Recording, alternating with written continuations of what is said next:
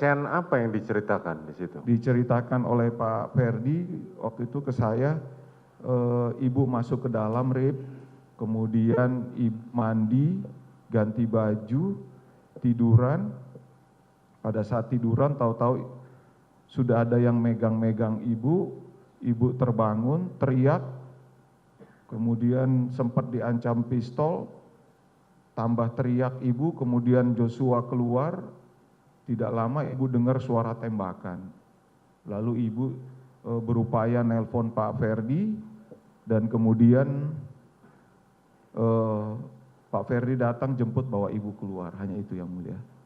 Itu sebenarnya yang cerita saudara Ferdi Sambo atau saudara Putri?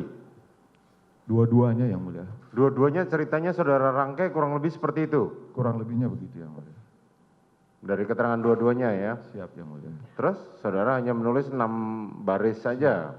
Hanya itu aja yang mulia. Terus karena masih menangis terus, dua-duanya saya izin, mungkin saya izin dulu Komandan. Pak Ferdi sempat nyampaikan, tolong nanti sekalian kamu sampaikan kronologis ini ke penyidik, supaya nanti pada saat menanyakan kepada istri saya sudah ada gambaran dan sudah ada draft pertanyaan yang disiapkan oleh penyidik.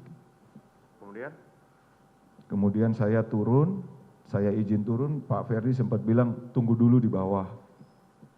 Terus saya duluan turun, Pak Ferdi nyusul saya.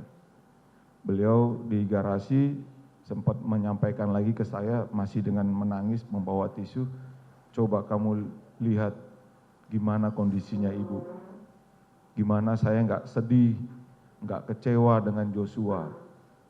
Saya sudah percaya dia jaga istri saya, tapi dia berbuat seperti itu. Kalau seandainya ada saya di situ, Rip, udah saya tembak pakai pistol saya. Kemudian saya keluar, beliau. Saudara sendirian ya waktu itu ya? Siap yang mulia. Oke, kemudian? Di depan itu saya kemudian diingatkan lagi oleh Pak Ferdi agar malam ini juga penyidik supaya bisa memeriksa ibu. Saya sudah sampaikan juga kepada Kasat Reskrim Rip untuk pemeriksaannya malam ini. Gitu. Itu kemudian hilang suaranya, tahu-tahu sudah nangis, akhirnya Pak Ferdi yang jelasin. Di dalam ibu itu dilecehkan Rip.